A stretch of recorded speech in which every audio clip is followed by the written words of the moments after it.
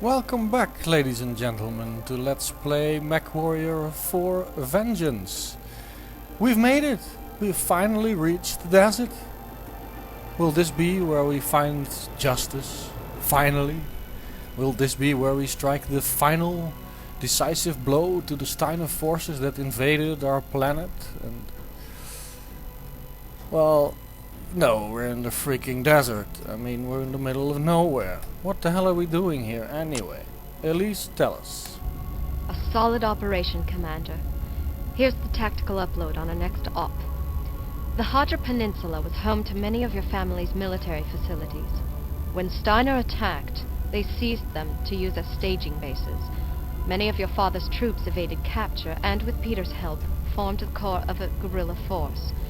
They've reclaimed several abandoned fire bases and are using them to stage their operations.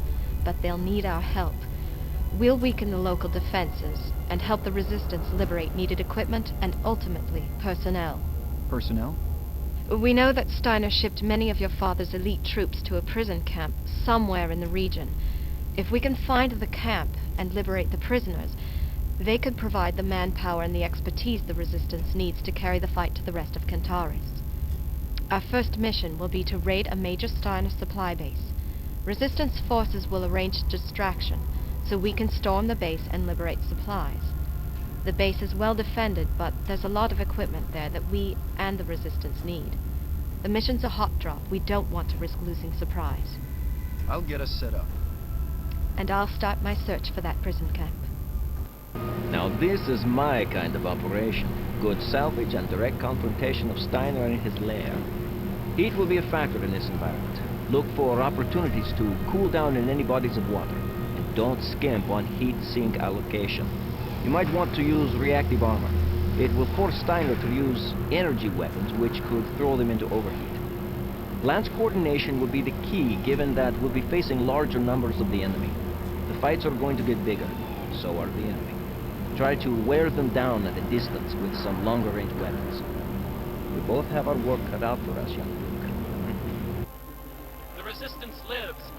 Despite Steiner boasts, Resistance forces still loyal to the memory of Duke Eric have won small victories in several Kentari cities and scored a major success in the Olympian reaches. There, Resistance forces overcame Steiner patrols and destroyed a military dropship, severely weakening the Steiner occupation. There are reports that members of Duke Eric's family have survived and are leading the attacks that are tearing down Lord Roland's wall of lies. He will not be able to hide behind it much longer. Listen and spread the word. Okay, I'm pretty much gonna negate everything Carl said and do something very different. My briefing, there's gonna be a lot of empty space, open terrain, it's gonna be very hot and the sand will get everywhere. Let's equip. We're not gonna use the Argus, at least not at this point. I'm gonna take the two vultures and the mauler, as you saw, and strip everything we're not gonna use in this mission. Just a quick checkup to see if I missed anything. I need all the weapons in the inventory. Yeah, no, we're not gonna take the Uzil. We're gonna take the vultures, and the loadout actually is pretty decent. It's a little bit hot maybe, but actually I think it's pretty good. We haven't renamed the Bushwhacker yet. And one Osiris. Okay, let's equip the Mauler. 90 tons. Very nice. Let's do the important stuff first and paint it. I don't need the speed. And I want a regular normal armor. Again, I'm taking everything off the cockpit's armor because, well, if I am that unlucky, well, I live with it or I'll die with it. Whatever way you can want to take it.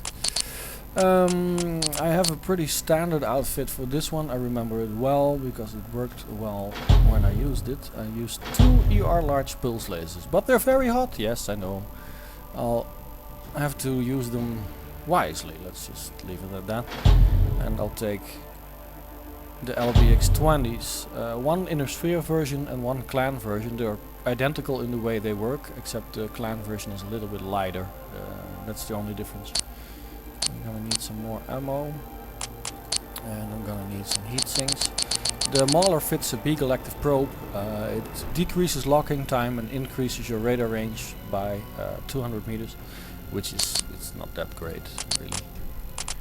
It's pretty good on your wingman because the decreased locking time for the missiles is a factor. Then I think this is pretty much it. Heat efficiency looks real nice, but it's a really hot environment, so you will see once we start out. I think we're good to go.